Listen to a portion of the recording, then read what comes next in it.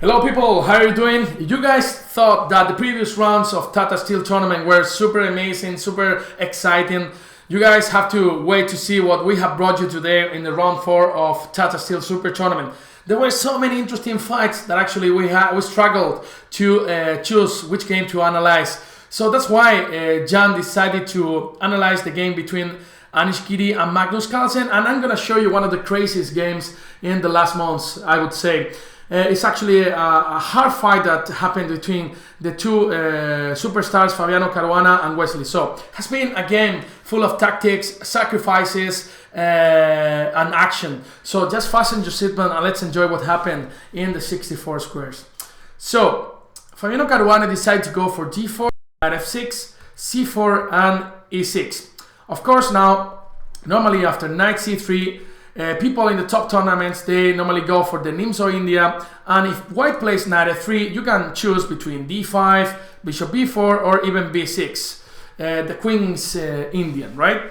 One of the most solid defenses as well. So after e6, Fabiano decided to go for knight c3, bishop b4. We are in the Nimzo now. Of course, there are many options available for white here. You can play knight f3, you can play e3, you can play queen c2 as Jan recommends in his video series in Chess24, or you can play, for example, a3 as well. So in this game, Fabiano Caruana played e3, and after short castles, knight g2 e2. White's plan is actually quite simple. You want to be able to recapture in c3 in case black takes on c3, and in the next move you are going to force this bishop to go back. I mean, we're forcing to go back because if black takes on c3, black will give up the bishop pair, and in return he will get nothing, right? Because normally he gets in return to ruin white's pawn structure. So at this point, there are different alternatives as well for white here. You can play rook e8, giving the f8 square for the black's bishop. So after a3, you go to f8, and then you are ready to strike in the center. And one move that actually Jan recommends in his video series against the Nimzo, precisely in Chess24, he gives his move c6, a move that you would think maybe is actually quite stupid, but it's actually quite interesting because you are preparing this route for the bishop in order to be reallocated after a3. Because now you go bishop a5, intending to go bishop c7 after b4, and now after e4 you would think that white has a lot of space, but sometimes this could be actually quite dangerous as well. Now black strikes in the center with c5, and there are many crazy complications in this variation, and actually it's a lot of fun, and I recommend you to watch Jan's video series about this line. And the other possibility for black here is to play d5, one really natural move, right? Just controlling the center. Now white plays a3, and of course you don't take on c3, and Wesley So decided to go back to e7.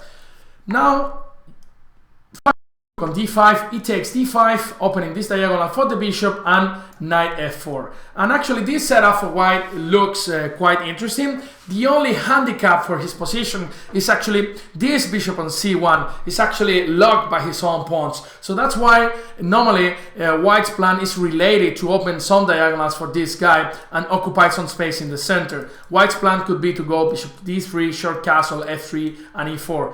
One sample line could be c6, bishop d3, rook e8, knight bd7, f3, bishop c2 in order to protect d4 before playing e4. And now you're going to strike in the center with e4.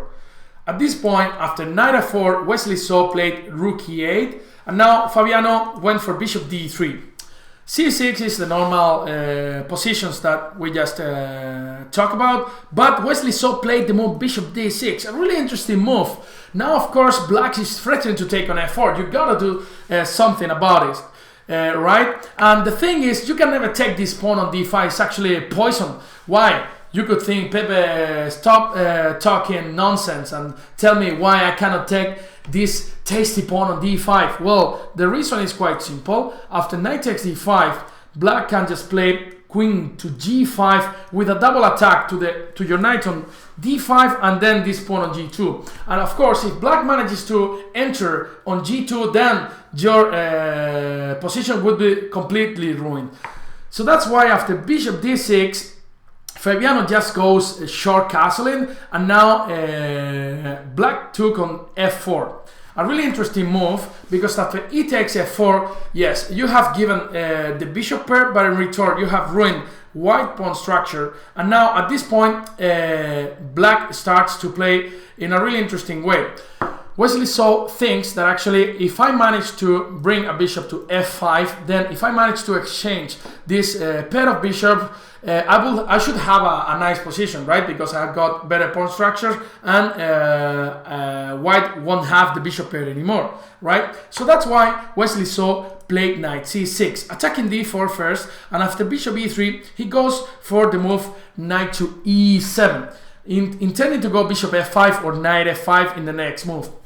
Now, at this point, Fabiano Caruana plays in a prophylactic way with the move queen c2, stopping at this point knight f5 or bishop f5. Wesley So says, you know what? I don't care what you do with your queen on c2. I'm just gonna play g6, and in the next move, bishop f5. I'm gonna trade your light square bishops. But at this point, we have to say that there were actually some important games with this position.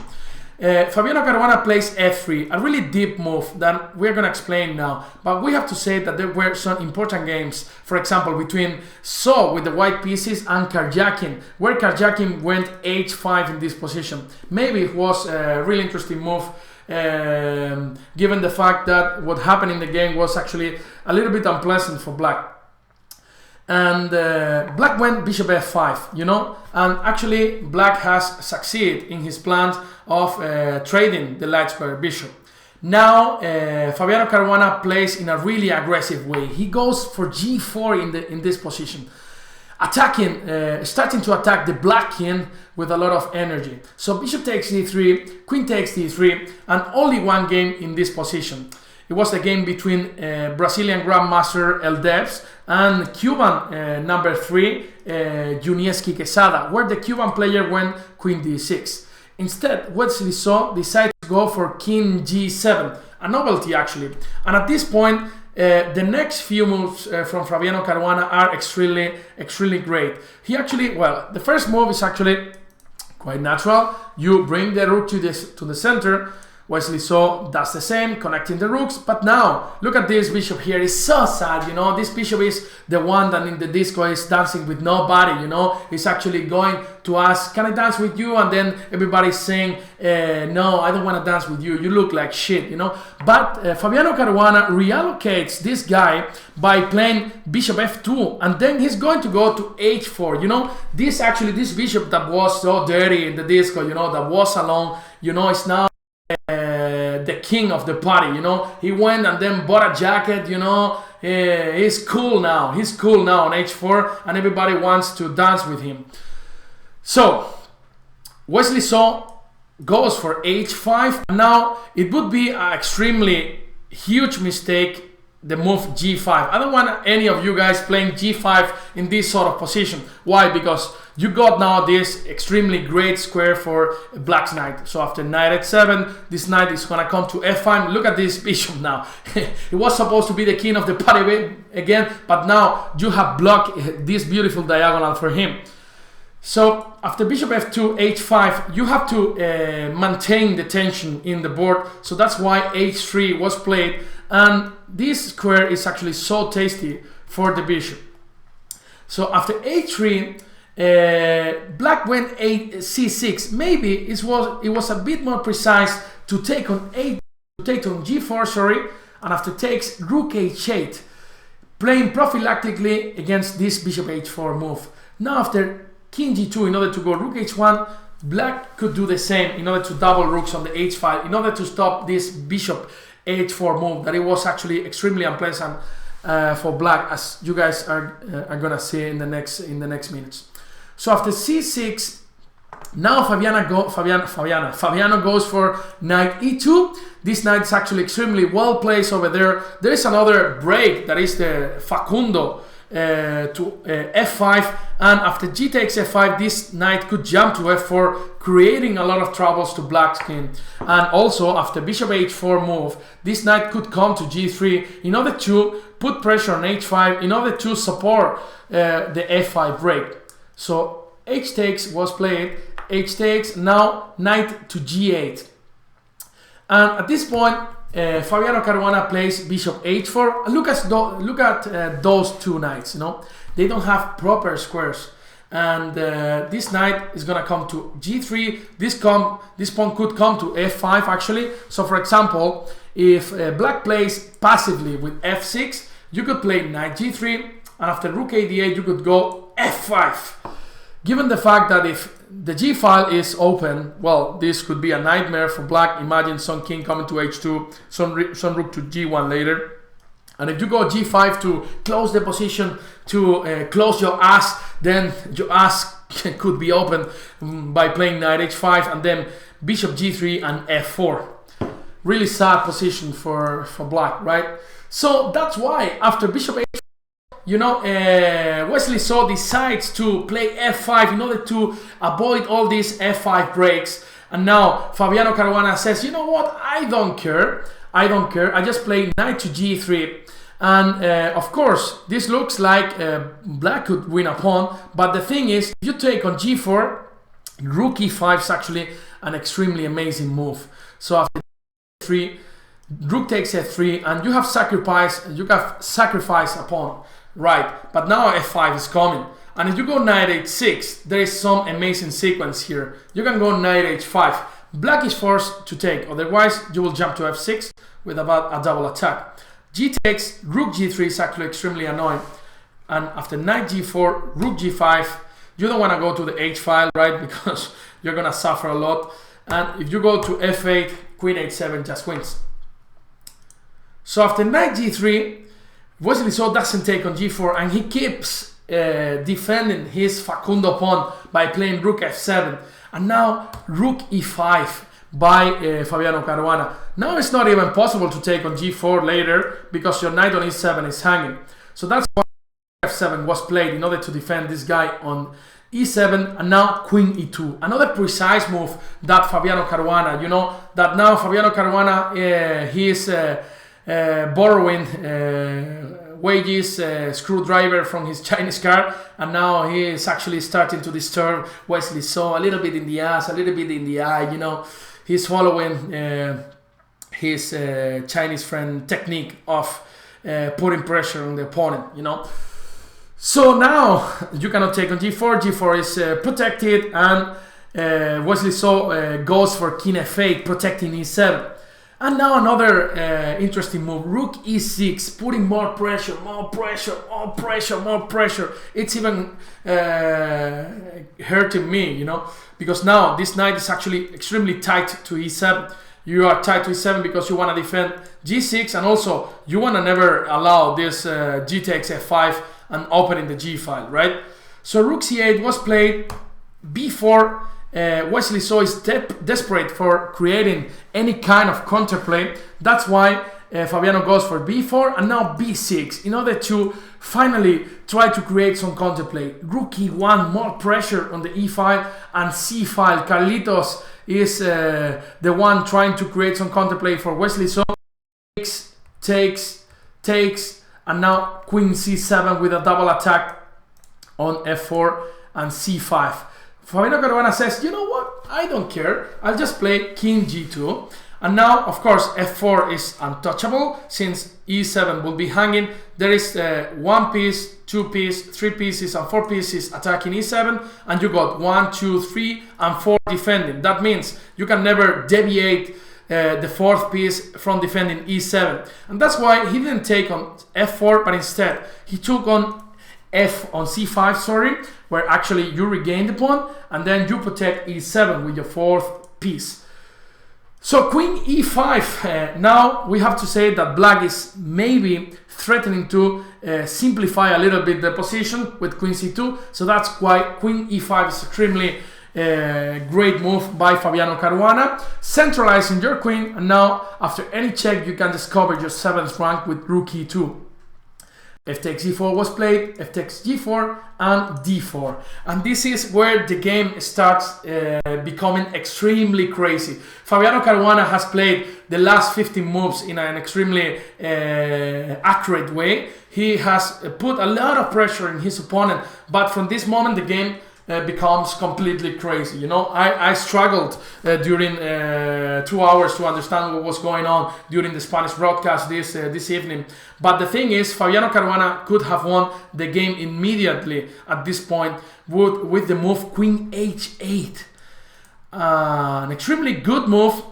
The first idea is quite simple. You want to take on e7. Let's say if you play d3, given the fact that there is a pin on g8, you can just take on e7, rook takes, and the knight cannot recapture, right? So that's why e3 is not possible. Sorry. After any check on c2, you will just play rook e2, right? Covering your king. And then if you try to defend the knight with rook c7, there is another brilliant move, bishop g5, creating another nasty threat. This bishop a6 just wins the game. And then after king e8, just queen takes e8, for example. Here, and winning the game on the spot. So that's why the only other possibility for black here is actually the move knight to d5. And now there's another brilliant move by white. Rook takes e4. Now with the simple threat of going rook g6 and collecting this guy on g8. Now if you take on f4, there's rook takes f4, and another brilliant move. Boom! Bishop e7, just winning the game on the spot. Takes, and last move, queen to e5.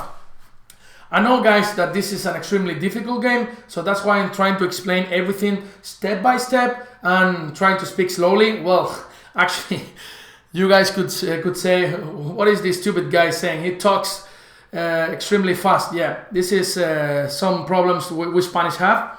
But I'll try to give you in details what's going on in every line, okay? So that's why Queen h8 was an amazing move, was winning the game on the spot. But instead, Fabiano Caruana, in time trouble, he took on c5, the most human move maybe. So rook takes e5 and knight e4. Now this knight is attacking the rook. He's also threatening to come to d6 or g5 with fatal consequences for black. And after rook c2, now it's another tough moment for Fabiano Caruana. Actually, the most natural move, king g3, is a mistake. And king f3 is a good move, which is the move that Fabiano Caruana went for in the game. Let's try to understand the reasons, because king g3 is much more natural since this rook is on the f file, right? But king g3 actually allows black this move, knight to d5. And what can think now that actually rook d6 it could be an extremely great move. Why? Because if you take on f4, actually knight g5 is actually just winning. And the thing is, black has this amazing move, rook b7. Rook b7 creating the threat of checkmate on b3. If you take on d5, rook takes b3, and then the position is, it's just dead. Yeah, you're losing. There's checkmate. So that's why king f3 is much more precise now. Because after knight d5, as in the game happened, there is now the move that Fabiano Caruana didn't go for. The move 6.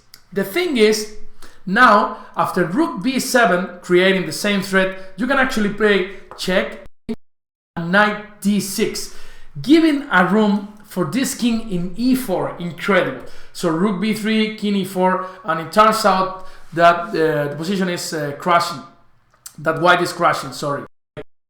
And then you can just take on d4, and then your rooks come with a lot of damage to the 7th rank. But instead, Fabiano Caruana makes another mistake. Of course, it's very easy to make mistakes in this position. It's very easy to talk outside the board. We have to see in the board and then see in this position with 1 minute in the clock what to play, to figure out what to play. It's extremely difficult. So bishop g5, maybe the most human move, defending Facundo, right? So Fabiano Caruana knows what's important in his life. Facundo is more important than to give checkmate to Wesley so he protects him. Besides from kidding, so black now goes for rook h7, creating the threat of going checkmate again, threatening checkmate in one move on h3. And now Fabiano Caruana goes for knight d6, giving a room again on e4 for this king, d3. Now actually the position is getting extremely crazy, because whenever you go to e8, then king g7, and then there are no more checks. And now black is just threatening to go d2, knight c3, and then making a queen. Fabiano Caruana goes for f5. Now he could be able to stop d2 in certain situations. And now rook h3, only move king to e4, and now d2 is actually a mistake. The best move in the position was knight to c7. Okay, and the position is more or less equal, but d2 is actually the most human move. And now again Fabiano Caruana had the chance to get an advantage in this position. Well, you guys don't imagine what's the move here. The move is actually rook d1, allowing the fork on c3. Why? Actually now knight c3 is a huge mistake now, because after king e5, knight to d1, there is actually checkmate. King g7, f6, and now if you go king h7, then there is f7 just winning the game. And if you go knight f6, of course bishop f6, king h7, and rook h8, checkmate. So after d2, rook d1 was the best move. And yeah, after rook d1, the only possible continuation for black was g takes f5, king takes d5, and then we enter in a forced sequence that actually leads to an endgame with a pawn up for white. Let's try to see how. So rook d3, king e5, rook c5, king f4, and rook c1. Now rook takes e2, rook takes e2, 5, attacking the two rooks, check, and now there is actually checkmate in the next move. So black has to give up an exchange. Sorry, rook e1, and we reach this endgame where actually white is a pawn up and has +1. You know, crazy game. So after d2, instead Fabiano Caruana goes for rook f1. We could say that is actually the most human move. That given the fact that we are threatening to take on g6, opening this e-file, f-file, sorry, and almost giving checkmate to black's king. The thing is, now black has one move to save his ass, and this move is actually d1. Incredible. So now of course f takes e6 is stupid because of queen takes f1. So d1, knight to c3, and now the difference between this position and the previous one is now that, of course, now taking on d1, we would be, after taking on d1, we would be in the same situation than before, where actually rook e8 wins the game. But now black has this intermediate move, rook e2, actually winning the game, removing this rook from the board and later taking this guy on d1. After knight c3, white has to go to d4. And now takes on d1, f6, threatens checkmate on e8. There is no check for black, so you cannot go to d2. This bishop is covering. You cannot go to d3. This knight cannot give a check. So you are forced to take on f6. And now f6. Again, you are threatening to go for checkmate on e8. Black went rook d2, king c5, rook c2, and then we reach a triple repetition.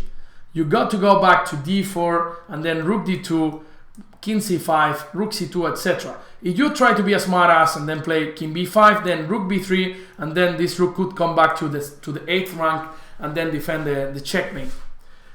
So yeah, they did triple repetition at this point, and then who says that all draws are actually boring?